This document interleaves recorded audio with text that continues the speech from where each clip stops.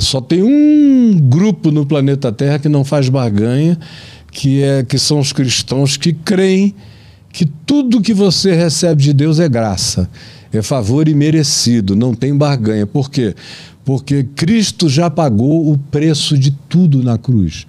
A penúltima frase de Jesus na cruz é tetelestai, em grego, que significa está pago, está consumado, não resta mais dívida nenhuma. E Paulo, escrevendo aos Colossenses, falando sobre essa mesma coisa, diz que todo escrito de dívida que havia contra nós e que constava de ordenanças foi inteiramente rasgado por Cristo na cruz. Foi cravado na cruz, acabou a barganha. Você se aproxima de Deus pela fé. E aí é a frase de Paulo que virou o texto mor da Reforma Protestante. Também era o texto de Santo Agostinho, de Tomás de Aquino, de todo mundo que entendeu o Evangelho no curso do cristianismo, e foram muitos que entenderam, embora a Cúria Romana e o Papado fossem da barganha, porque sem barganha, sem grana, e aí vendiam até indulgência, vendiam perdão de pecados, vendiam tudo. Mas isso não é uma invenção do cristianismo. Todas as religiões da Terra trabalham com o conceito de barganha com a divindade. É o Evangelho de Jesus, puro e simples, é que não usa essa categoria. Quando Paulo diz pela graça, que significa favor imerecido, sois salvos mediante a fé. Isso não vem de vós, é um dom de Deus. Não vem das vossas boas obras para que ninguém bata no peito jactanciosamente e se glorie, dizendo eu me salvo, eu me salvei. É tudo graça divina. Então, por exemplo, eu prego isso e sou considerado um herege pelo cristianismo. E eu só estou falando o que Jesus ensinou, o que os apóstolos ensinaram. Mas os próprios apóstolos ficaram num lugar secundaríssimo. E Jesus é uma das figuras mais desprezadas do cristianismo. As figuras cultuadas são os santos da religião, com as suas invenções religiosas, com as suas liturgias de mérito, com tudo isso. Jesus é só a sedução. Jesus é o lindo, gostosão, o gatão da religião. Vinde a mim, os cansados sobrecarregados, eu vos aliviarei. Quando o cara entra pela porta, o pau canta. É só para te seduzir na entrada. Depois que você entra, se não der dízimo, se não der oferta, se não... É o garoto propaganda, ele fica na porta da loja ali, Jesus, mandando entrar. Jesus é a propaganda. Eu queria entender o que são esses pecados que ele pagou na cruz e como que isso chega em nós hoje. Como que eu sou beneficiado, entre aspas, por essa crucificação dele? Não é pela crucificação. A crucificação é um presépio. Não é? Ele foi crucificado e... Naquele tempo, às vezes, o Império Romano, quando estava furioso, chegava a colocar 500 cruzes, uma do lado da outra, num caminho entre a Galiléia e Jerusalém, para todo mundo que passasse ver o signo da miséria romana se você transgredisse. Quando tinha sedições, tentativa de revoluções. Então, cruz era o que mais tinha no Império Romano, e como os judeus estavam sempre em estado de rebelião contra Roma, tinha muita cruz para judeu. Então, a cruz é só uma coisa que não foi inventada para Jesus, já estava lá séculos antes e continuou depois. O conceito do Evangelho não é sobre crucificação, é sobre a cruz como um conceito teológico de que aquele que não teve pecado, Deus o fez pecado por todos nós. Do primeiro ser humano, Adão, o Adão arquetípico ou qualquer outro ser humano com consciência de si, até o último ser humano que vier. Então você está dentro desse favor. Você só não sabe disso, mas você está coberto. E se você crê, o benefício é todo teu. Você não tem que andar de joelho, não tem que fazer o caminho de Compostela, não tem que pagar preço nenhum, não custa dinheiro nenhum. É simplesmente crer que já está feito. Agora, o que acontece é que você viu que ali ao lado de Jesus na cruz tinham 2 malfeitores morrendo. Tinha um cara dizendo, se tu és o Cristo, Filho de Deus, salva-te a ti mesmo e a nós também. Qual é a tua? Que poder é esse? Para que serve isso que tu fazes? ressuscita os mortos, cura os doentes, faz isso, aquilo e não consegues te salvar a ti mesmo, salva-te a ti mesmo e a nós também. Aí o outro olhou e o outro enxergou. Porque enxergar é que é o milagre. O milagre é discernir.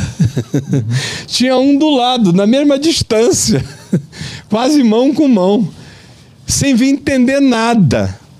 E com ódio até, da inoperância de Jesus. Aí o outro olha e diz, que isso, cara, você é louco. Tu nem ao menos reconheces. Aí olha e diz, nós estamos aqui por causa do que os nossos atos merecem. Mas ele nenhum mal fez. Aí virou para Jesus, olha só como é que é instantâneo, é um abrir de olhos, é um lampejo. Ele olhou e disse, Jesus, lembra-te de mim quando tu voltares no teu reino. Porque ele tinha uma teologia escatológica judaica. Os judeus criam que você morria, ficava no pó da terra, e lá, sabe lá Deus quando, um dia na ressurreição dos mortos, você ressuscitaria para um juízo final, e era assim que os judeus entendiam a escatologia deles, sobre escatologia dizendo respeito às últimas coisas da existência. Mas ele, que cria assim como um judeu, disse, lembra-te de mim quando tu voltares no teu reino. Lá quando tu vieres, lembra-te de mim. E me bota do lado certo da vida, por favor. Aí Jesus olhou para ele e disse, não, hoje mesmo tu estarás comigo no paraíso. Sem batismo, sem igreja, sem classe de catecúmenos, sem doutrinação.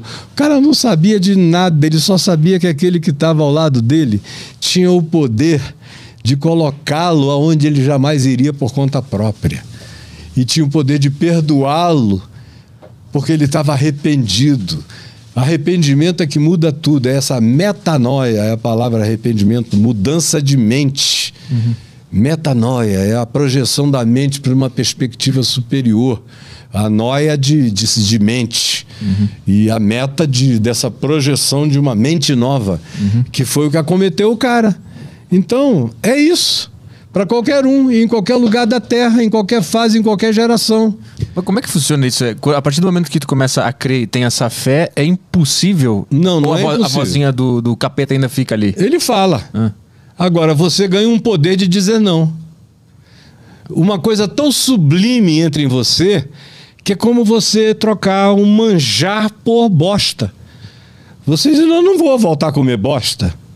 Porque você provou uma coisa tão maravilhosa, tão de outro mundo.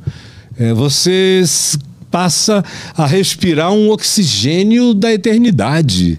Uma coisa completamente nova toma conta de você. E essa alegria existencial. Para um cara que queria se matar todo dia, de repente eu fiquei cheio de Deus, cheio de Cristo em mim. E isso foi crescendo, crescendo, crescendo. Tinha tentação? Tive várias. O impulso do pecado, ele está em todo mundo. Está em todo mundo, e se você alimentá-lo, ele fica malhado. É igual exercício. Você vai para a academia todo dia, você fica saradaço. E você alimentou uma musculatura. Eu passei a alimentar uma outra musculatura, diferente. Meu pai me ensinou a jejuar, a orar e a ler o Novo Testamento. Eu li tanto o Novo Testamento que eu fiquei com o Novo Testamento de cor na minha cabeça. É um amor, é um poder real. Jesus não só te ensina a viver, ele ressuscitou. Ele não é um Confúcio, Zoroastro, um Buda, que te ensinam caminhos de vida, de respiração, de oxigenação, de autocontrole, de meditação, de centralização, esvaziamento de pensamentos, que te ajudam a viver mais calmamente. Tudo isso. É mais do que isso. Ele te ensina tudo isso. Pela prática do mandamento do amor, você chega a tudo isso e muito mais. Eu até acho que todos esses caminhos que tu relatou agora são caminhos que levam a ele. Acabam no fim, chegam nele. Agora, ele não te dá só o ensino da vida. Ele se torna o poder que te habita. Então, você está olhando para um cara que está habitado por Jesus. Jesus está aqui dentro. E eu sei disso, não é porque eu entrei numa. Até o diabo sabe disso. É um negócio tão violento, cara, tão poderoso. É um poder extraordinário. Te ensina a viver e te capacita, te enche. Ele disse que viria sobre nós, os que crescemos, o Espírito Santo. E nós nos tornaríamos testemunhas do poder de Deus na Terra. Agora, eu estou falando de quem vive isso para valer, não estou falando de religião, não. Religião não tem nada disso.